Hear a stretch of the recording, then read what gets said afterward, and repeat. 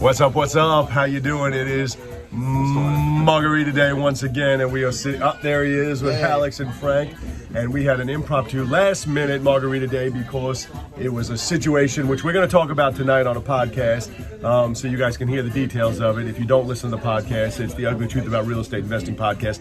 However, I want to show you this bad boy that they just got today for $51,121. Woo! Hell yeah. Is that all?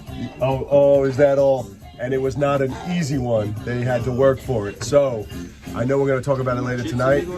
No chips. I know we're going to talk about it later tonight. But what do you guys want to tell them about this deal? This was an insane deal. This was an insane deal. It took a long time. We first started it in November, and it is now almost the end of February. So perseverance pays off. Perseverance pays off, and there's a lot of details that go with it. We're going to talk about it later. Alex, what do you have to tell you? See it through to the end. Go with an attorney.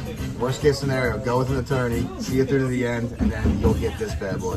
$51,121. So let me get salute. Salud. Margarita Day. Woo-hoo.